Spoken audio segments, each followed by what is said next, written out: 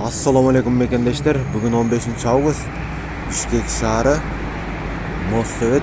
Эрте мененки курстар. Анда месе чогуу байкайбыз. Каналга катталып, лайк басып, колдоо көрсөтүп кетиңиздер. Кеттик, курстарды көрөбүз.